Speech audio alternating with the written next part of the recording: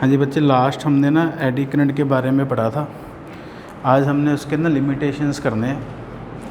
AD current के limitations ये है कि जो एनर्जी है ना, हमें एडी करंट कई जगह में यूज़ करना पड़ता है, बट एडी करंट के कारण हीट एनर्जी बनती है और कुछ जगह पे हमें हीट एनर्जी नहीं चाहिए, तो वो एक तरह का एनर्जी का लॉस है ड्यू टू एडी करंट। तो इसका लिमिटेशन यही है कि due to eddy current heat is produce in a device and due to which energy is wasted. तो एडी करंट के कारण ना कुछ एनर्जी जो है वो वेस्ट हो रही है ड्यू टू हीट।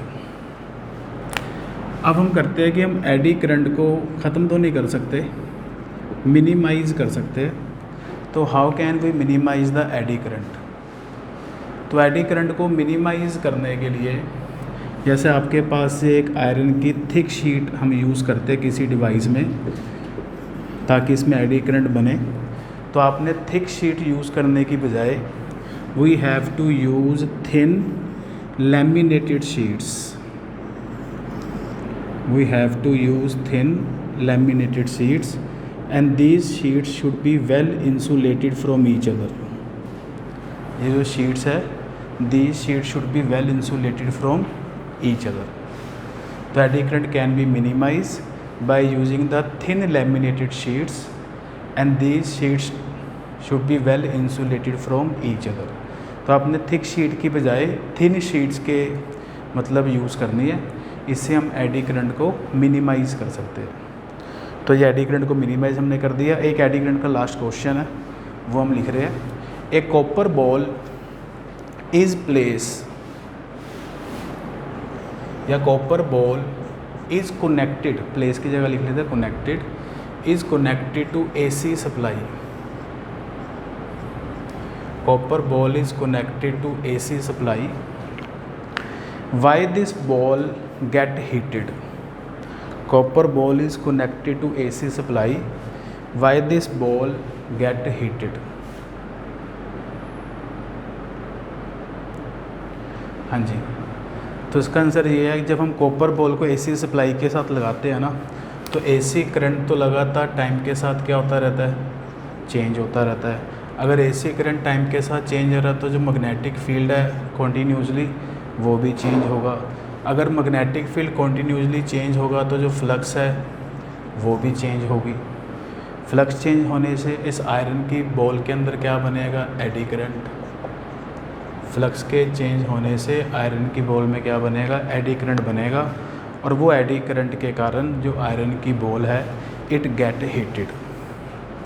तो जब हम आयरन की बॉल को एसी सप्लाई के साथ लगाते हैं तो फ्लक्स कॉन्टीन्यूसली चेंज होती है। फ्लक्स चेंज के कारण जो आयरन की बॉल है इसके अंदर बनता है eddy current, and due to that eddy current iron ball is heated. जो आयरन की बॉल है वो हीट कर जाती है। तो बच्चे हमारा ये एडी करंट वाला टॉपिक ख़त्म हो गया। नेक्स्ट अब हमने आज अगला टॉपिक हम स्टार्ट कर रहे हैं, दैट इज़ सेल्फ इंडक्शन, और अगला होगा इसके बाद वाला म्यूचुअल इंडक्शन। तो नेक्स्ट टॉपिक इज़, पहले हम शुरू कर रहे हैं सेल्फ इंडक्शन क्या होता है, what is the self induction. तो ये अपने पास बच्चे एक कॉइल है, इस कॉइल को हमने सेल के साथ और साथ में उसके साथ रियोस्टेट लगा दिया। अब जब इसमें से करंट पास करेगा तो मैग्नेटिक लाइंस बनेंगी।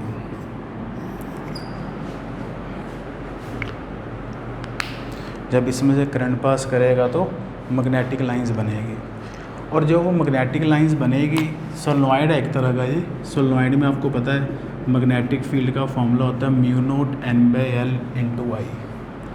ये सोलेनॉइड में मैग्नेटिक फील्ड का फॉर्मूला होता है। जैसे जैसे हम करंट को चेंज करेंगे रियोस्टेट की हेल्प से, करंट के चेंज करने से मैग्नेटिक फील्ड भी क्या होगा, चेंज होगा। अब जब मैग्नेटिक फील्ड चेंज होगा तो जो फ्लक्स है, फ्लक्स का हमने फॉर्मूला पढ़ा हुआ है NBA cos 0 degree, cos theta, theta की वैल्यू होती है 0 डिग्री सोलेनॉइड वाले में, क्योंकि जिस तरफ एरिया वेक्टर होता है ना उसी तरफ मैग्नेटिक लाइंस होती है। तो हम करंट को चेंज कर रहे हैं, करंट को चेंज करने से मैग्नेटिक फील्ड चेंज होगा, मैग्नेटिक फील्ड चेंज होने से फ्लक्स क्या होगी, चेंज होगी। और फ्लक्स के चेंज होने से क्या बनेगा, इंड्यूस्ड ईएमएफ बनेगा, और वो इंड्यूस्ड ईएमएफ करंट के चेंज को अपोज करेगा। तो एक्चुअली इसका रूट कोज, फ्लक्स के चेंज होने का रूट कोज क्या है कि हम करंट को चेंज कर रहे हैं। तो जो इंड्यूस्ड ईएमएफ बनेगा वो इस कॉइल के अंदर करंट के चेंज को अपोज करेगा। ठीक है, तो कॉइल की इसी प्रॉपर्टी का नाम क्या है, सेल्फ इंडक्शन है। जो इंड्यूस्ड ईएमएफ बनता है इसके अंदर, बस उस इंड्यूस्ड ईएमएफ ने कॉइल के अंदर किसी भी तरह का करंट चेंज हो उसको अपोज करना है। तो मेनली पता है क्या है, जो इंड्यूस्ड ईएमएफ है ना, उसने अपने रूट कोज को अपोज करना है कि फ्लक्स चेंज ना हो। तो फ्लक्स चेंज ने मैग्नेटिक फील्ड चेंज हो रहा तब हो रही है, मैग्नेटिक फील्ड चेंज क्यों हो रहा है, क्योंकि करंट चेंज हो रहा है। तो जो इंड्यूस्ड ईएमएफ बनेगा कॉइल के अंदर, इसने अपने में करंट के चेंज को अपोज करना है, and that property is called self induction. उस प्रॉपर्टी को हम क्या नाम देते हैं, सेल्फ इंडक्शन। तो what is self induction? It is the property of A coil, it is the property of a coil to oppose, it is the property of a coil to oppose any change of current, to oppose any change of current in it। ये coil की property है, जिस property के कारण coil ने अपने अंदर किसी भी तरह के करंट के चेंज को क्या करना है, अपोज करना है। That property is called self induction. ठीक है, अब जैसे ये सोलेनॉइड है, ये करंट आई इसमें से पास कर रहा है, और हम करंट आई को इंक्रीज़ कर रहे हैं, तो इसके अंदर जो इंड्यूस्ड ईएमएफ बनेगा उसने करंट के इंक्रीज़ को अपोज करना है। इस इंड्यूस्ड ईएमएफ के कारण जो करंट बनेगा वो लेफ़्ट साइड पे बनेगा, इसने इस इंक्रीज़ को क्या करना है, अपोज करना है। मतलब इंड्यूस्ड ईएमएफ ने अपोज करना है करंट के इंक्रीज़ को, कॉइल के अंदर बनेगा। इसी तरह अगर हम इसी सोलेनॉइड में जो करंट आई है, अगर हम करंट आई को डिक्रीज़ करते हैं, करंट आई अगर डिक्रीज़ हो रहा है, तो जो इंड्यूस्ड ईएमएफ बनेगा वो सेम डायरेक्शन में बन जाएगा ताकि करंट डिक्रीज़ ना हो। तो ये हमने सारी चीज़ें पहले भी पढ़ी हुई है।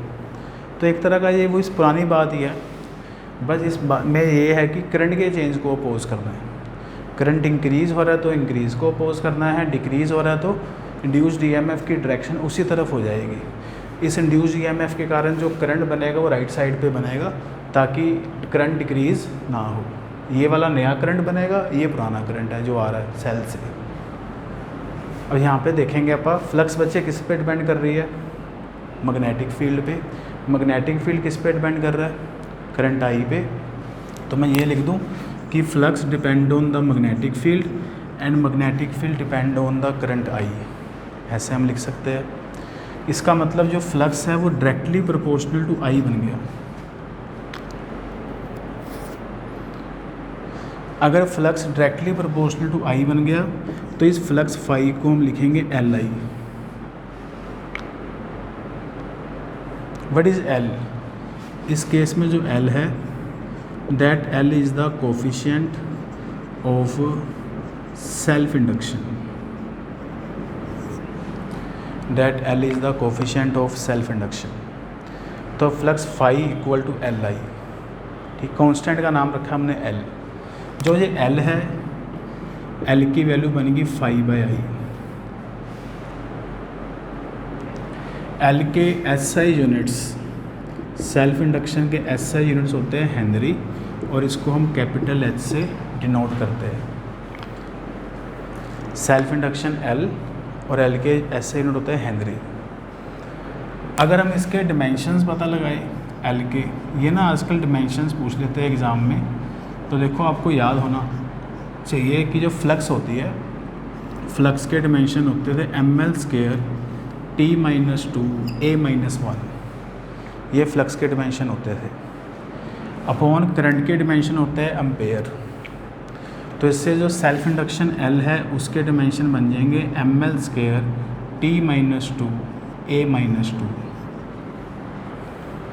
तो कोफिशिएंट ऑफ सेल्फ इंडक्शन के ये डिमेंशन बन जाएंगे ml² T-2 A-2। ये फॉर्मूला आपने याद रखना है फ्लक्स का Li। अब जो इंड्यूस्ड EMF है E, this induced EMF E equal to minus d∅dt। यहाँ पे अगर आप फाई की वैल्यू पुट करेंगे Li, तो E is equal to minus L constant है और ये आपके पास di/dt बन जाएगा। तो induced EMF E is equal to आपके पास बनेगा माइनस L di/dt। ये हमने लिख लिया। तो ये आपने इंड्यूस्ड EMF का एक फॉर्मूला और याद रखना है, that is minus L di/dt। ठीक है। इसी से क्वेश्चन आता है define coefficient of self induction. हमने L को डिफाइन करना है। तो अगर हम यहाँ से देखते हैं तो L की वैल्यू क्या बनती है? क्या तुम्हारे पास L की वैल्यू माइनस E/di/dt बनती है? हाँ जी बनती है। L equal to minus E/di/dt। तो अगर rate of change of current 1 unit है, अगर di/dt 1 है, तो L की जो वैल्यू बनेगी वो बनेगी माइनस E। तो coefficient of self induction L is equal to induced EMF। Coefficient of self induction L is equal to induced EMF when rate of change of current is 1 unit. तो definition लिखेंगे, coefficient of self induction is equal to induced EMF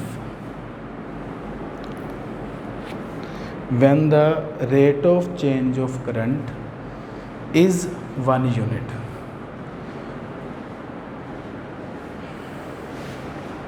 तो हमने L की definition लिख ली है।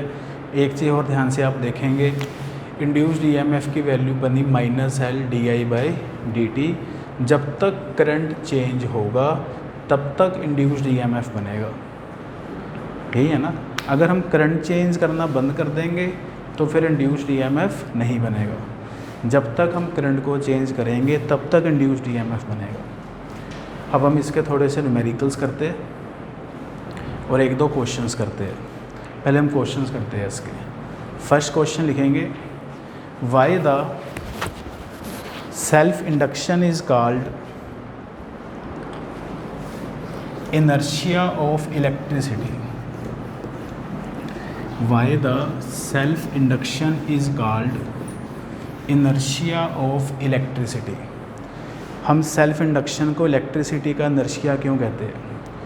सबसे पहले आपको ये पता होना चाहिए कि what is the meaning of inertia. Inertia का मतलब होता है कि किसी भी तरह के चेंज को क्या करना है, अपोज करना। उस प्रॉपर्टी का नाम होता है इनर्शिया। तो सेल्फ इंडक्शन भी किसी भी तरह के चेंज को क्या करती है, करंट के चेंज को क्या करती है, अपोज ही करती है। करंट इंक्रीज़ हो रहा है कॉइल में, उसको भी अपोज करना है। करंट डिक्रीज़ हो रहा है कॉइल में, उसको भी अपोज करना है।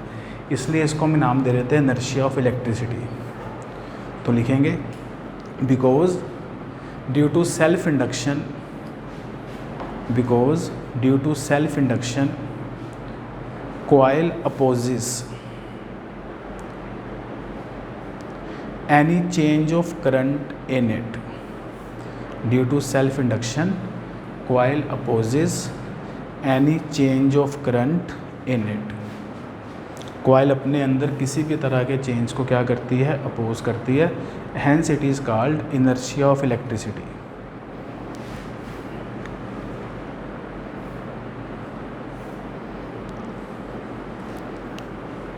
नेक्स्ट क्वेश्चन आता है, why there is sparking in the switches। why there is sparking in the switches when they suddenly put on or off। why there is sparking in the switches when they suddenly put on or off। हाँ जी, आपने देखा होगा जब भी हम किसी switch को of करते हैं, हैवी डिवाइस के जैसे AC के स्विच को ऑफ़ करते हैं या किसी फ़ैन के स्विच को या इलेक्ट्रिक मोटर के स्विच को, तो ऑफ़ करने पे ना उसमें अंदर स्पार्क होता है थोड़ा सा, स्विच के अंदर थोड़ी सी लाइटनिंग होती है। तो जब भी हम स्विच को ऐसे ऑन ऑफ करते हैं ना, तो उसके अंदर स्विच के अंदर ही थोड़ा सा एक लाइट सी ब्लिंक करती है, स्पार्क होता है। क्यों होता है वो हमने पढ़ना है। तो इसका आंसर ये है, जैसे मान लीजिए आपका ये स्विच है, स्विच में ऐसे पोलैरिटीज़ होती है प्लस और माइनस, स्विच के अंदर ही होता है। अब मैंने जब स्विच को ऑफ़ किया या ऑन किया तो ई का फॉर्मूला होता है -L di/dt। स्विच के अंदर एक स्प्रिंग भी लगा होता है, उस स्प्रिंग के कारण ही स्विच को जब तुम ऑफ़ करोगे तो वो ऑफ़ रहता है, ऑन करोगे जो ऑन रहता है।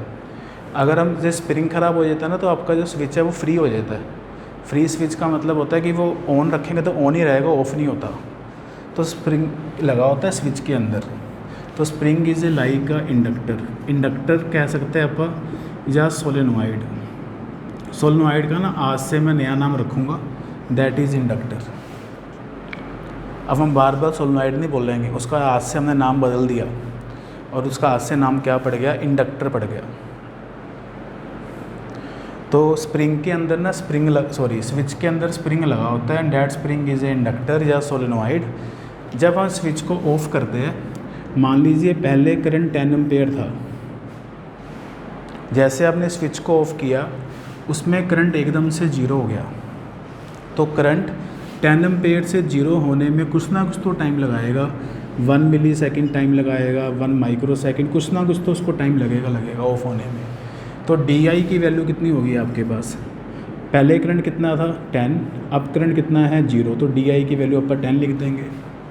टाइम आपको पता है, अगर 1 मिलीसेकंड वो टाइम ले रहा है, तो कैलकुलेशन करने के बाद ना इंड्यूस्ड ईएमएफ बनेगा स्विच के अंदर, और इस इंड्यूस्ड ईएमएफ के कारण ही इसके अंदर ना स्पार्किंग होती है। और ये इंड्यूस्ड ईएमएफ इतना ज़्यादा होता है कि स्पार्किंग क्यों होती है, क्योंकि इसके अंदर ना डाइलेक्ट्रिक ब्रेकडाउन हो जाता है। अब ये डाइलेक्ट्रिक ब्रेकडाउन अपन ने फर्स्ट चैप्टर में पढ़ा था।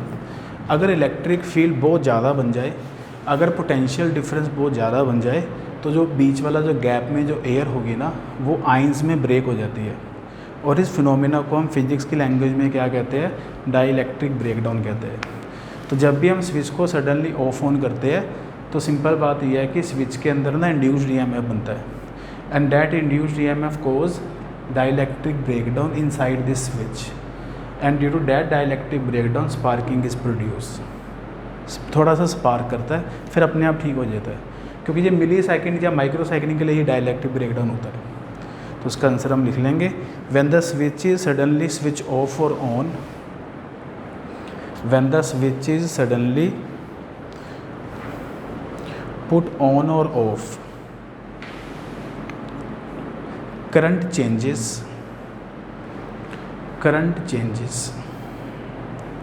due to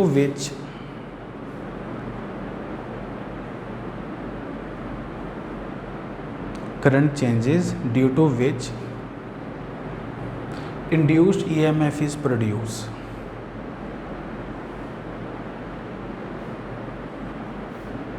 and that induced EMF cause sparking. That induced EMF cause sparking. जो induced EMF बनता है स्विच के अंदर, इसने स्पार्किंग कोज करनी है। तो ये 1-2 क्वेश्चन थे इसके। अब हम इसके न्यूमेरिकल्स कर रहे हैं, लिखेंगे अ सोलेनॉइड हैविंग 100 टर्न्स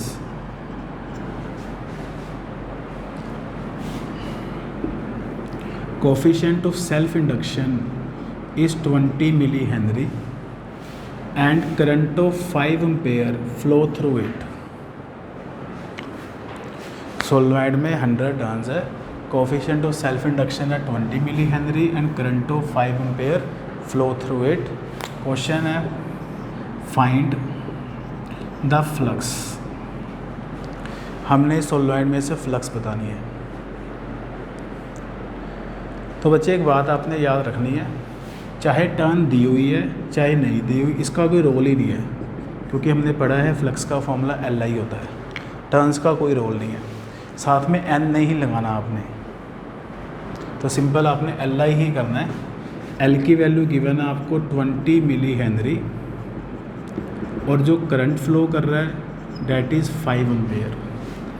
तो इससे जो फ्लक्स बनेगी डैट इज़ 20 मिली हेनरी और जो करंट है डैट इज़ 5 एम्पेयर। ये आ जाएगा तुम्हारे पास 100 इंटू 10⁻³ वोल्ट, सॉरी फ्लक्स होती है वेबर में, WB। तो दिस इज़ 10⁻⁻1 वेबर, ये फ्लक्स आ गई। कोई मुश्किल न्यूमेरिकल कोई नहीं है, फॉर्मूला बस याद होना चाहिए।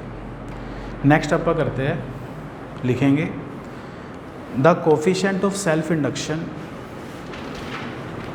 the coefficient of self induction is 10 millihenry and current changes from 5 ampere to 2 ampere in 1 millisecond। जो करंट है ना वो 5 एम्पेयर से 2 एम्पेयर बन गया इन 1 millisecond. What is the induced EMF produce? Induced EMF हमें बताना है कितना बनेगा। अब ना देखो यहाँ पे बच्चे गलती करते हैं। इंड्यूस्ड EMF के हमारे पास बहुत फॉर्मूलेज है। एक तो अपन इंड्यूस्ड EMF का फॉर्मूला पढ़ा था सबसे पहले वाला -d∅dt, जो लेंज़ लॉ ने माइनस बताया था, फैराडे ने बताया था d∅dt। इसके बाद हमने इंड्यूस्ड EMF को न्यूमेरिकल के लिए ये वाला फॉर्मूला पढ़ा था -∅2 - ∅1/t।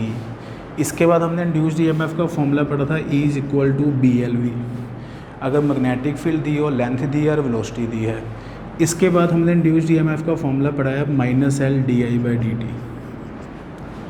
तो आपको ये देखना है कि न्यूमेरिकल में कौन सा फॉर्मूला फिट बैठेगा। इसमें आपको coefficient of self induction L दिया हुआ है, तो बस L के हिसाब से आप फॉर्मूला लगाएंगे तो लास्ट वाला फॉर्मूला लगेगा।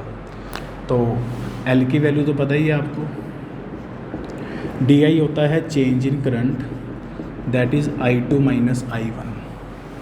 अब कितना करंट है 2 एम्पेयर, पहले कितना था 5 एम्पेयर, तो 2 - 5 कितना बना -3, ये DI हो गया। टाइम टेकन कितना है 1 मिलीसेकंड, 1 मिलीसेकंड का मतलब हो गया 10⁻³ सेकंड, ये टाइम टेकन हो गया। बस अब सब कुछ ही पता है, E की वैल्यू आ जाएगी, E = -L/di/dt, minus of L की वैल्यू है 10 मिली हेनरी है, 10 × 10⁻³ DI की वैल्यू है -3 और टाइम टेकन है 10⁻³ तो when we solve it answer is 30 volt. तो this is the induced EMF produce 30 volt. कोई प्रॉब्लम नहीं है, न्यूमेरिकल डायरेक्ट है, फॉर्मूला लगाओ, वी गेट द आंसर। अगला क्वेश्चन ट्राई करते हैं, सेम है, L की वैल्यू दी हुई है आपको, current changes, current of 10 ampere changes its direction in 1 millisecond. Solenoid में या इंडक्टर में L की वैल्यू गिवन है एंड 10 एम्पेयर का जो करंट है वो अपनी डायरेक्शन चेंज करता है 1 मिलीसेकंड में। Find induced EMF। हमने इंड्यूस्ड EMF की वैल्यू पता लगानी है, तो देखते हैं। आपको L की वैल्यू गिवन है 10 मिली हेनरी, L हो गया। अब करंट पहले था 10 एम्पेयर, अब उस करंट ने अपनी डायरेक्शन चेंज कर ली, तो जो DI होगा वो होगा I2 - I1। करंट पहले था 10 एम्पेयर, अब जो करंट है वो उसने अपनी डायरेक्शन चेंज कर ली है, तो अब हम करंट लिखेंगे -10। पहले 10 एम्पेयर करंट था राइट साइड पे मान लो, अब करंट ने अपनी डायरेक्शन चेंज कर लिया, तो जिसके कारण माइनस का साइन लगा दिया, तो ये आपके पास चेंज इन करंट आ जाएगा -20 एम्पेयर। टाइम टेकन आपको गिवन है 1 मिलीसेकंड, दैट इज़ 10⁻³ सेकंड। फिर E का फॉर्मूला आपके पास होता है -L/di/dt माइनस ऑफ L की वैल्यू है 10 × 10⁻³ di चेंज इन करंट है -20, टाइम टेकन है 10⁻³ तो इसे आपके पास सिंप्लीफाई करके ना E की जो वैल्यू बनेगी दैट वैल्यू इज़ 200 वोल्ट। तो अगर करंट अपनी डायरेक्शन चेंज कर रहा है ना, तो अब वाला करंट 10 है तो पहले वाला कितना होगा -10, तो चेंज इन करंट -20 आ गया। तो ये सेकंड टाइप होगी। इस तरह का लास्ट क्वेश्चन आप करते हैं। सोलेनॉइड या इंडक्टर में L कितना गिवन है 10 milli henry. It is connected to AC supply I = 5 sin of 100t ampere. 5 की जगह 10 लिख लेता हूँ। हमने ना इंडक्टर को AC सप्लाई के साथ लगा दिया और AC करंट आपके पास गिवन है 10 sin 100t। ये AC करंट की इक्वेशन होती है, हम अगले चैप्टर में पढ़ेंगे I0 sin ωt। ठीक है। Find maximum induced EMF produce. Maximum induced EMF कितना बनेगा वो हमें बताना है। तो L की वैल्यू आपको गिवन है 10 मिली हेनरी, वो हमने लिख लिया। अब जो करंट है ना, करंट गिवन है 10 sin 100t। तो यहाँ से हमें पता चल रहा है कि जो करंट है वो टाइम के साथ चेंज हो रहा है। करंट में T आ गया ना, तो करंट लगातार टाइम के साथ क्या हो रहा है, चेंज हो रहा है। तो हमने इंड्यूस्ड EMF पता लगाना है, जिसका फॉर्मूला होता है -L/di/dt माइनस ऑफ L की वैल्यू लिखेंगे अपन 10 × 10⁻³ d/dt of 10 sin of 100t। तो E बन जाएगा आपके पास माइनस ऑफ 10 × 10⁻³ ये वाला 10 कांस्टेंट है। फिर हमने लिखा है साइन ऑफ 100t।